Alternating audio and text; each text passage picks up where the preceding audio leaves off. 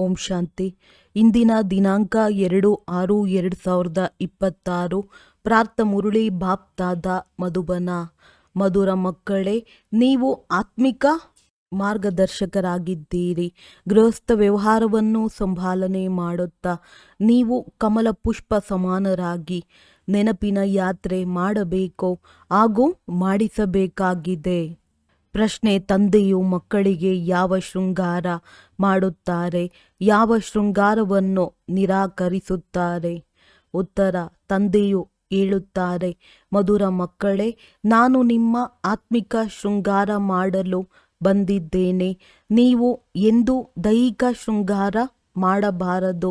ನೀವೀಗ ಭಿಕಾರಿಗಳಾಗಿದ್ದೀರಿ. ನಿಮಗೆ ಫ್ಯಾಷನ್ನಿನ ಆಸಕ್ತಿ ಇರಬಾರದು. ಪ್ರಪಂಚವು ಬಹಳ ಕೆಟ್ಟದ್ದಾಗಿದೆ. ಆದ್ದರಿಂದ ಸ್ವಲ್ಪವೂ ಶರೀರದ ಫ್ಯಾಷನ್ ಮಾಡಬೇಡಿ. ಗೀತೆ. ಕೊನೆಗೂ ಆ ದಿನ ಇಂದು ಬಂದಿತು. ಓಂ ಶಾಂತಿ. ಬೇಹದ್ದಿನ ತಂದೆಯು ಕುಳಿತು ಬೇಹದ್ದಿನ ಮಕ್ಕಳಿಗೆ ತಿಳಿಸುತ್ತಾರೆ. ಬೇಹದ್ದೆಂದರೆ ಯಾವುದೇ ಹದ್ ಅರ್ಥಾತ್ ಪರಿಮಿತಿ ಇಲ್ಲ. ಎಷ್ಟೊಂದು ಮಂದಿ ಮಕ್ಕಳಿದ್ದಾರೆ. ಇಷ್ಟು ಅಸಂಖ್ಯಾತ ಮಕ್ಕಳಿಗೆ ಒಬ್ಬರೇ ತಂದೆ ಇದ್ದಾರೆ. ಅವರಿಗೆ ರಚಯಿತನೆಂದು ಹೇಳಲಾಗುತ್ತದೆ. ಲೌಕಿಕ ತಂದೆಯರಂತೂ ಅನೇಕರಿದ್ದಾರೆ. ಇವರು ಬೇಹದ್ದಿನ ಆತ್ಮಗಳ ತಂದೆಯಾಗಿದ್ದಾರೆ. ಅವರು ಹದ್ದಿನ ದೈಹಿಕ ತಂದೆಯಾಗಿದ್ದಾರೆ. ಇವರು ಬೇಹದ್ದಿನ ಆತ್ಮಗಳಿಗೆ ಒಬ್ಬರೇ ತಂದೆಯಾಗಿದ್ದಾರೆ. ಯಾರನ್ನು ಭಕ್ತಿ ಮಾರ್ಗದಲ್ಲಿ ಎಲ್ಲ ಆತ್ಮರು ನೆನಪು ಮಾಡುತ್ತಾರೆ. ನೀವು ಮಕ್ಕಳು ತಿಳಿದುಕೊಂಡಿದ್ದೀರಿ, ಭಕ್ತಿ ಮಾರ್ಗವೂ ಇದೆ, ಜೊತೆಗೆ ರಾವಣ ರಾಜ್ಯವೂ ಇದೆ. ನಮ್ಮನ್ನು ರಾವಣ ರಾಜ್ಯದಿಂದ ರಾಮ ರಾಜ್ಯಕ್ಕೆ ಕರೆದುಕೊಂಡು ಹೋಗಿ ಎಂದು ಮನುಷ್ಯರು ಕರೆಯುತ್ತಾರೆ. ಅದಕ್ಕೆ ತಂದೆಯು ತಿಳಿಸುತ್ತಾರೆ, ನೋಡಿ, ಯಾವ ದೇವಿ ದೇವತೆಗಳು ಮಾಲೀಕರಾಗಿದ್ದರೋ ಅವರು ಈಗ ಇಲ್ಲ. ಅವರು ಯಾರಾಗಿದ್ದರು ಎಂಬುದನ್ನು ಸಹ ನೀವೀಗ ತಿಳಿದುಕೊಂಡಿದ್ದೀರಿ. ನಾವೇ ಸತ್ಯಯುಗಿ ಸೂರ್ಯವಂಶಿ ಮನೆತನದ ಮಾಲೀಕರಾಗಿದ್ದೆವು. ರಾಜ ರಾಣಿಯರಂತೂ ಇರುತ್ತಾರಲ್ಲವೇ? ಈಗ ನೀವು ಮಕ್ಕಳಿಗೆ ಸ್ಮೃತಿ ಬಂದಿದೆ. ನಾವು ಮಕ್ಕಳಿಗೆ ರಾಜ್ಯ ಭಾಗ್ಯದ ಆಸ್ತಿಯನ್ನು ಕೊಡಲು, ವಿಶ್ವದ ಮಾಲೀಕರನ್ನಾಗಿ ಮಾಡಲು ತಂದೆಯು ಬಂದಿದ್ದಾರೆ. ತಂದೆಯು ತಿಳಿಸುತ್ತಾರೆ, ಈಗ ಎಲ್ಲರೂ ಭಕ್ತಿ ಮಾರ್ಗದಲ್ಲಿದ್ದಾರೆ. ಜ್ಞಾನ ಮಾರ್ಗವನ್ನು ಕೇವಲ ಒಬ್ಬ ತಂದೆಯೇ ನಿಮಗೆ ಕಲಿಸುತ್ತಾರೆ. ಆ ಬೇಹದ್ದಿನ ತಂದೆಯನ್ನು ಭಕ್ತಿ ಮಾರ್ಗದಲ್ಲಿ ಎಲ್ಲರೂ ನೆನಪು ಮಾಡುತ್ತಾರೆ. ಈಗ ನಿಮಗೆ 21 ಜನ್ಮಗಳಿಗಾಗಿ ಜ್ಞಾನದ ರಾಜಧಾನಿಯು ಸಿಗುತ್ತದೆ. ನಂತರ ಅರ್ಧ ಕಲ್ಪದವರೆಗೆ ನೀವು ಕರೆಯುವುದೇ ಇಲ್ಲ. ಅಯ್ಯೋ ರಾಮ, ಅಯ್ಯೋ ಪ್ರಭು ಎಂದು ಹೇಳುವ ಅವಶ್ಯಕತೆಯೇ ಇರುವುದಿಲ್ಲ. ದುಃಖಿಯಾದಾಗಲೇ ಅಯ್ಯೋ ರಾಮ ಎನ್ನುತ್ತಾರೆ. ನಿಮಗೆ ಅಲ್ಲಿ ದುಃಖವೇ ಇರುವುದಿಲ್ಲ. ನೀವೀಗ ತಿಳಿದುಕೊಂಡಿದ್ದೀರಿ, ಈ ಆಟವು ಮಾಡಲ್ಪಟ್ಟಿದೆ. ಅರ್ಧಕಲ್ಪ ಜ್ಞಾನದ ದಿನ, ಇನ್ನರ್ಧಕಲ್ಪ ಭಕ್ತಿಯ ರಾತ್ರಿ ಇರುವುದು. ನೀವು ಮಕ್ಕಳ ಬುದ್ಧಿಯಲ್ಲಿ ಏಣಿಯ ಜ್ಞಾನವು ಖಂಡಿತ ಇರಬೇಕಾಗಿದೆ. ತಂದೆಯು ತಿಳಿಸುತ್ತಾರೆ, ಇದು 84 ಜನ್ಮಗಳ ಚಕ್ರವಾಗಿದೆ. ಈ ಚಕ್ರವನ್ನು ಅರಿತುಕೊಳ್ಳುವುದರಿಂದ ನೀವು ಚಕ್ರವರ್ತಿ ರಾಜರಾಗುತ್ತೀರಿ. ಆದ್ದರಿಂದ ತಂದೆಯು ಚಿತ್ರಗಳನ್ನು ಮಾಡಿಸುತ್ತಿದ್ದಾರೆ. ಇದರಿಂದಲೇ ಸಿದ್ಧವಾಗುತ್ತದೆ. ನಾವು ಈ ಚಕ್ರವನ್ನು ಅರಿತುಕೊಂಡರೆ 21 ಜನ್ಮಗಳಿಗಾಗಿ ರಾಜ್ಯ ಭಾಗ್ಯವನ್ನು ಪಡೆದುಕೊಳ್ಳುತ್ತೇವೆ. ನೀವೀಗ ಬಹಳಷ್ಟು ಮಂದಿ ಇದ್ದೀರಿ. ದೊಡ್ಡ ಆತ್ಮಿಕ ಶಕ್ತಿ ಸೇನೆಯಾಗಿದೆ. ನೀವೆಲ್ಲರೂ ಮಾರ್ಗದರ್ಶಕರಾಗಿದ್ದೀರಿ. ತಂದೆಯೂ ಸಹ ಮಾರ್ಗದರ್ಶಕನಾಗಿದ್ದಾರೆ. ಅವರಿಗೆ ಪಂಡ ಎಂದು ಹೇಳಲಾಗುತ್ತದೆ. ಈ ಮಾರ್ಗದರ್ಶಕ ಶಬ್ದವು ಶುಭವಾಗಿದೆ. ಯಾತ್ರೆಗೆ ಕರೆದುಕೊಂಡು ಹೋಗಲು ಮಾರ್ಗದರ್ಶಕರಿರುತ್ತಾರೆ. ಯಾತ್ರಿಕರು ಹೋದಾಗ ಇವರಿಗೆ ಎಲ್ಲವನ್ನೂ ತೋರಿಸಿ ಎಂದು ಮಾರ್ಗದರ್ಶಕರಿಗೆ ಹೇಳುತ್ತಾರೆ. ತೀರ್ಥಯಾತ್ರೆಗಳಲ್ಲಿಯೂ ಮಾರ್ಗದರ್ಶಕರು ಸಿಗುತ್ತಾರೆ. ತಂದೆಯು ಹೇಳುತ್ತಾರೆ, ಜನ್ಮ ಜನ್ಮಾಂತರದಿಂದ ತೀರ್ಥಯಾತ್ರೆಗಳನ್ನು ಮಾಡುತ್ತಾ ಬಂದಿದ್ದೀರಿ.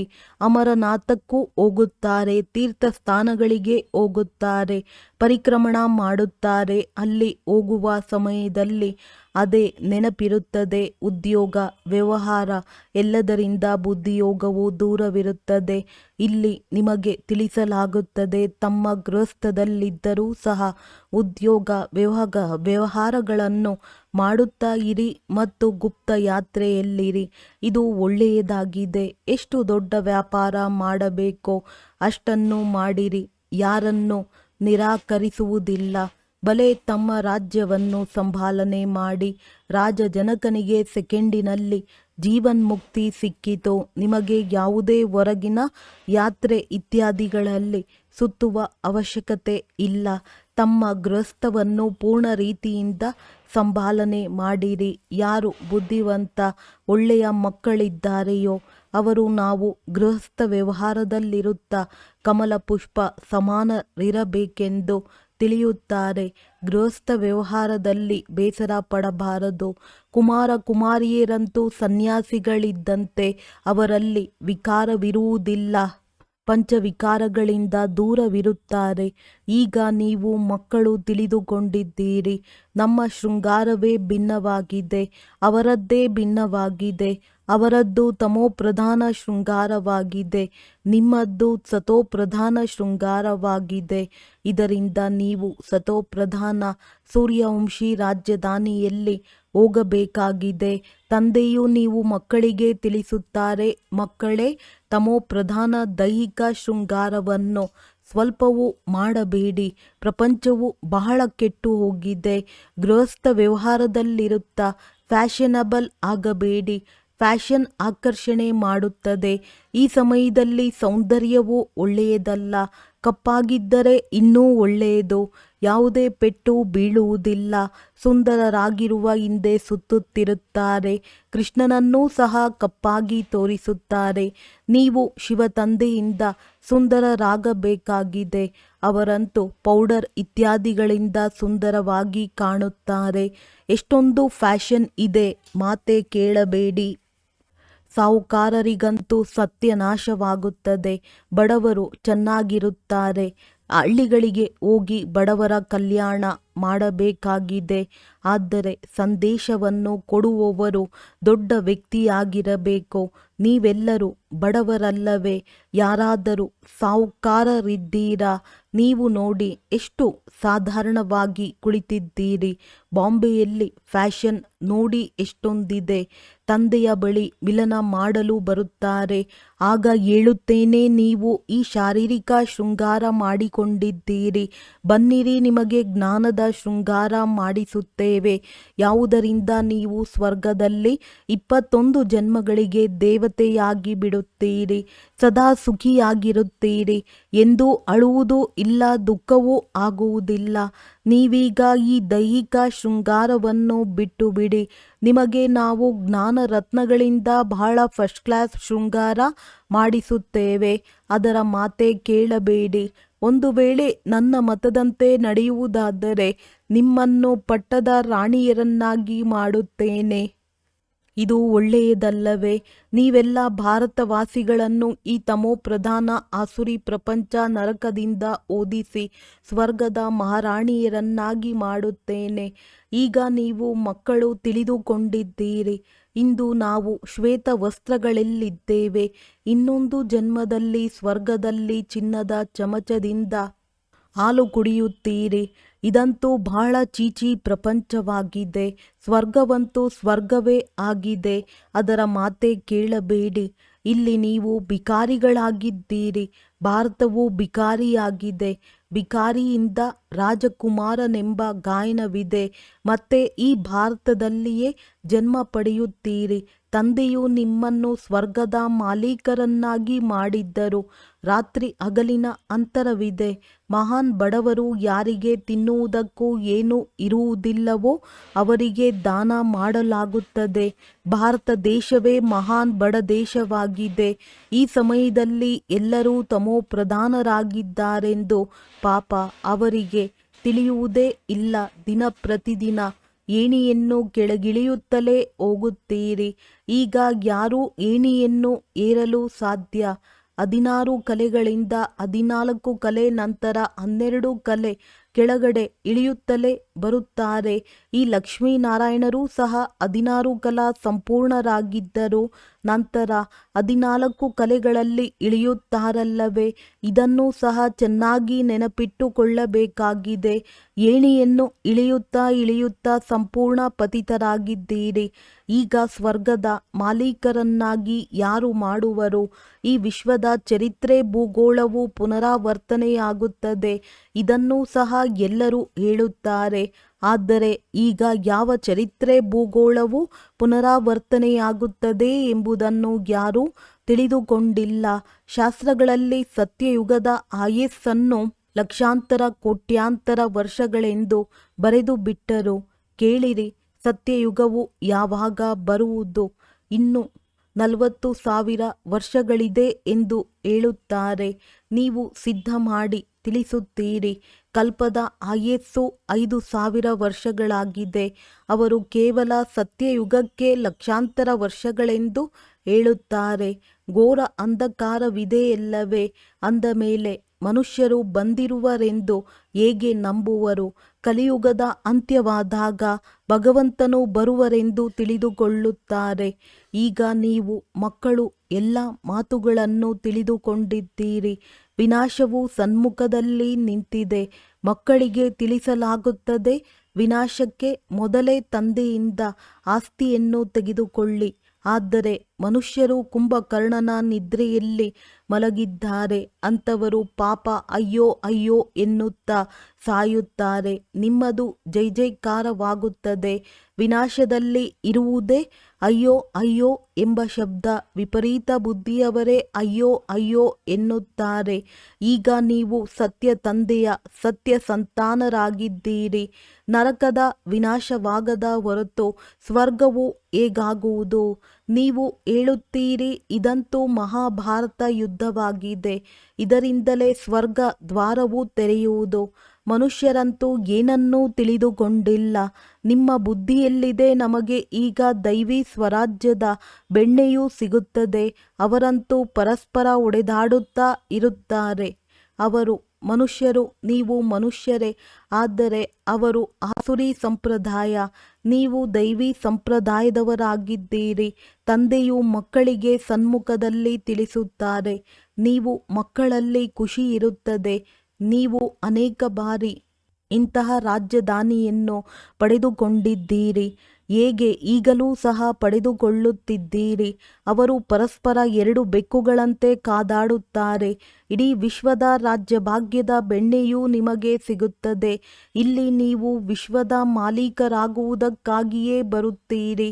ನೀವು ತಿಳಿದುಕೊಳ್ಳುತ್ತೀರಿ, ನಾವು ತಂದೆಯ ಜೊತೆ ಬುದ್ಧಿಯೋಗವನ್ನಿಟ್ಟು ಕರ್ಮಾತೀತ ಸ್ಥಿತಿಯನ್ನು ಪಡೆಯುತ್ತೇವೆ. ಅವರು ಪರಸ್ಪರ ಹೊಡೆದಾಡುತ್ತಾರೆ. ನಾವು ವಿಶ್ವದ ರಾಜ್ಯಭಾಗ್ಯವನ್ನು ಪಡೆಯುತ್ತೇವೆ. ಇದಂತೂ ಸಾಮಾನ್ಯ ಮಾತಾಗಿದೆ. ಆ ಬಾಹುಬಲ ಇರುವವರು ರಾಜ್ಯಭಾಗ್ಯವನ್ನು ತೆಗೆದುಕೊಳ್ಳಲು ಸಾಧ್ಯವಿಲ್ಲ. ನೀವು ಯೋಗಬಲದಿಂದ ವಿಶ್ವದ ಮಾಲೀಕರಾದಿರಿ. ನಿಮ್ಮದು ಅಹಿಂಸಾ ಪರಮೋ ದೇವತಾ ಧರ್ಮವಾಗಿದೆ. ಅಲ್ಲಿ 2 ಹಿಂಸೆಗಳಿರುವುದಿಲ್ಲ. ಕಾಮಕಟಾರಿಯ ಹಿಂಸೆಯು ಎಲ್ಲದಕ್ಕಿಂತ ಕೆಟ್ಟದಾಗಿದೆ. ಇದು ನಿಮಗೆ ಆದಿ ಮಧ್ಯ ಅಂತ್ಯ ದುಃಖ ಕೊಡುತ್ತದೆ. ರಾವಣ ರಾಜ್ಯವು ಯಾವಾಗ ಆಗುತ್ತದೆ ಎಂಬುದನ್ನು ಸಹ ಯಾರೂ ತಿಳಿದುಕೊಂಡಿಲ್ಲ. ಈಗ ಬಂದು ನಮ್ಮನ್ನು ಪಾವನರನ್ನಾಗಿ ಮಾಡಿ ಎಂದು ಕರೆಯುತ್ತಾರೆ. ಅಂದ ಮೇಲೆ ಎಂದಾದರೂ ಪಾವನರಾಗಿದ್ದೀರಲ್ಲವೇ? ದುಃಖದಿಂದ ಮುಕ್ತಗೊಳಿಸಿ ಶಾಂತಿಧಾಮಕ್ಕೆ ಕರೆದುಕೊಂಡು ಹೋಗಿ ದುಃಖವನ್ನು ದೂರ ಮಾಡಿ ಸುಖ ಕೊಡಿ ಎಂದು ಭಾರತವಾಸಿ ಮಕ್ಕಳೇ ಕರೆಯುತ್ತಾರೆ. ಕೃಷ್ಣನಿಗೆ ಹರಿ ಎಂದು ಹೇಳುತ್ತಾರೆ. ಬಾಬಾ ನಮ್ಮನ್ನು ಹರಿಯ ದ್ವಾರಕ್ಕೆ ಕರೆದುಕೊಂಡು ಹೋಗಿ ಎಂದು ಹೇಳುತ್ತಾರೆ. ಹರಿಯ ದ್ವಾರವು ಕೃಷ್ಣಪುರಿಯಾಗಿದೆ. ಇದು ಕಂಸಪುರಿಯಾಗಿದೆ. ಇದು ನಮಗೆ ಇಷ್ಟವಿಲ್ಲ. ಮಾಯಾ ಮಚಂದರನ ಆಟವನ್ನು ತೋರಿಸುತ್ತಾರೆ. ಇದನ್ನಂತೂ ನೀವು ತಿಳಿದುಕೊಂಡಿದ್ದೀರಿ.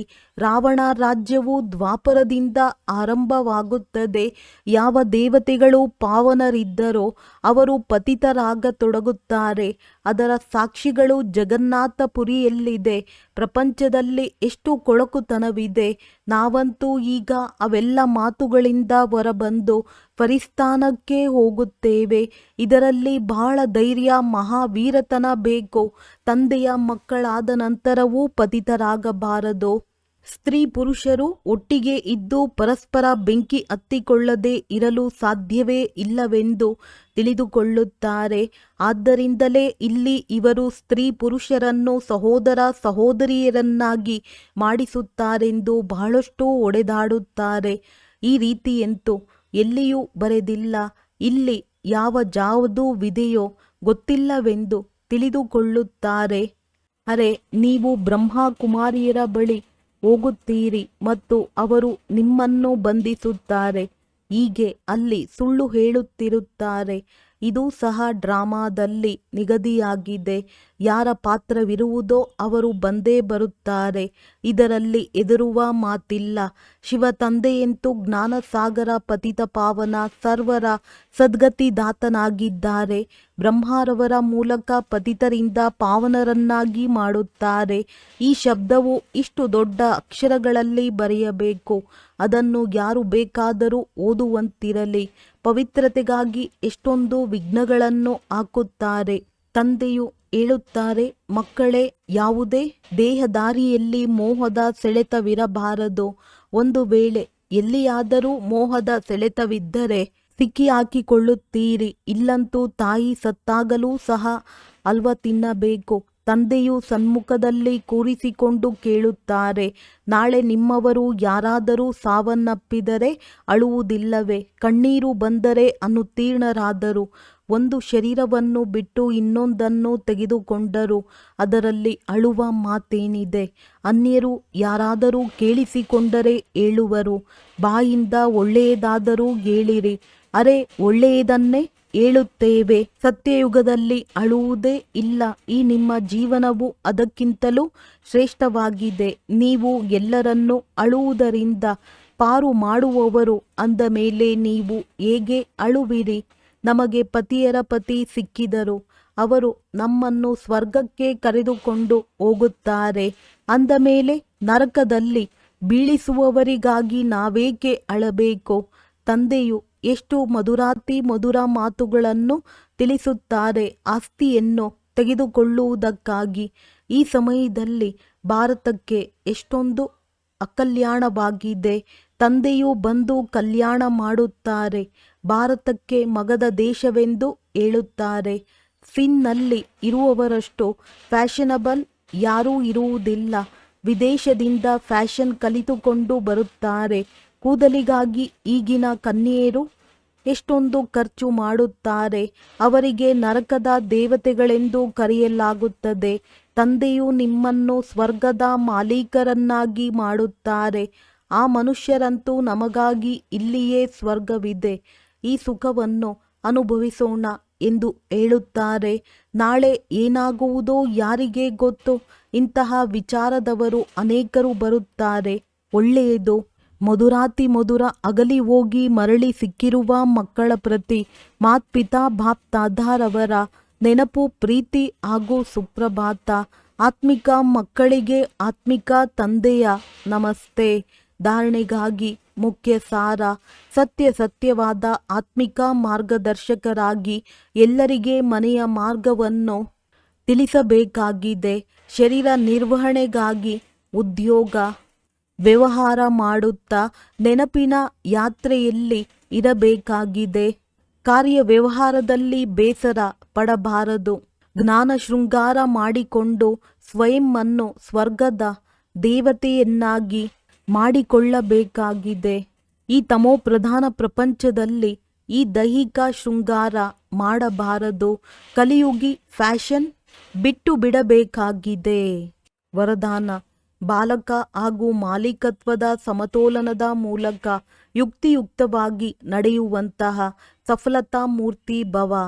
ಎಷ್ಟು ಸಾಧ್ಯವೋ ಅಷ್ಟು ಸೇವಾ ಸಂಬಂಧದಲ್ಲಿ ಬಾಲಕನಾಗಿದ್ದು ತಮ್ಮ ಪುರುಷಾರ್ಥದ ಸ್ಥಿತಿಯಲ್ಲಿ ಮಾಲೀಕತ್ವವಿರಲಿ. ಸಂಪರ್ಕ ಹಾಗೂ ಸೇವೆಯಲ್ಲಿ ಬಾಲಕನಾಗಿದ್ದು ನೆನಪಿನ ಯಾತ್ರೆ ಹಾಗೂ ಮಂಥನ ಮಾಡುವುದರಲ್ಲಿ ಮಾಲೀಕತ್ವ ಜೊತೆಗಾರರು ಹಾಗೂ ಸಂಘಟನೆಯಲ್ಲಿ ಬಾಲಕತ್ವ ಹಾಗೂ ವ್ಯಕ್ತಿಗತ ನಿರ್ಣಯದಲ್ಲಿ ಮಾಲೀಕತ್ವದ ಸಮತೋಲನದಿಂದ ನಡೆಯುವುದೇ ಯುಕ್ತಿಯುಕ್ತವಾಗಿ ನಡೆಯುವುದಾಗಿದೆ. ಇದರಿಂದ ಪ್ರತಿಯೊಂದು ಕಾರ್ಯದಲ್ಲಿ ಸಹಜವಾಗಿ ಸಫಲತೆಯು ಪ್ರಾಪ್ತಿಯಾಗುತ್ತದೆ. ಸ್ಥಿತಿಯು ಏಕರಸವಾಗಿ ಇರುತ್ತದೆ ಹಾಗೂ ಸಹಜವಾಗಿಯೇ ಸರ್ವರ ಸ್ನೇಹಿಯಾಗಿ ಬಿಡುತ್ತಾರೆ. ಸ್ಲೋಗನ್: ಚಿಂತನೆ ಹಾಗೂ ಮಾಡುವುದು ಸಮಾನವಾಗಿ ಇದ್ದಾಗ ಆತ್ಮವಿಶ್ವಾಸ ಇರುವ ಶಕ್ತಿಶಾಲಿ ಆತ್ಮನೆಂದು ಹೇಳಲಾಗುವುದು. ಅವ್ಯಕ್ತ ಸೂಚನೆಗಳು: ಸದಾ ಹರ್ಷಿತರಾಗಿರಲು ತಮ್ಮ ಸ್ವಭಾವವನ್ನು ಸರಳ ಮಾಡಿಕೊಳ್ಳಿರಿ, ಸಹನಶೀಲರಾಗಿರಿ. ಹರ್ಷಿತರಾಗಿರುವ ಗುಣ ಪುರುಷಾರ್ಥದಲ್ಲಿ ಬಹಳ ಸಹಯೋಗವಾಗುತ್ತದೆ. ಆದರೆ ಹೇಗೆ ಮುಖವು ಹರ್ಷಿತವಾಗಿರುತ್ತದೆ ಹಾಗೆಯೇ ಆತ್ಮವೂ ಸಹ ಸದಾ ಹರ್ಷಿತವಾಗಿರಲಿ. ಈ ಸ್ವಾಭಾವಿಕ ಗುಣವನ್ನು ಆತ್ಮದಲ್ಲಿ ತನ್ನಿರಿ. ಸದಾ ಹರ್ಷಿತರಾಗಿದ್ದರೆ ಮಾಯೆಯ ಯಾವ ಆಕರ್ಷಣೆ ಆಕರ್ಷಿತರನ್ನಾಗಿ ಮಾಡುವುದಿಲ್ಲ. ಇದು ತಂದೆಯ ಗ್ಯಾರಂಟಿಯಾಗಿದೆ. ಆದರೆ ಸದಾ ಹರ್ಷಿತರಾಗಿರಲು ತಮ್ಮ ಆತ್ಮೀಯ ಶಾನ್ನಲ್ಲಿರಿ ಮತ್ತು ಸಹನಶೀಲರಾಗಿ ಸಾಕ್ಷಿ ದೃಷ್ಟರಾಗಿ ಮಾಯೆಯ ಆಟವನ್ನು ನೋಡಿರಿ. ಒಳ್ಳೆಯದು. ಓಂ ಶಾಂತಿ.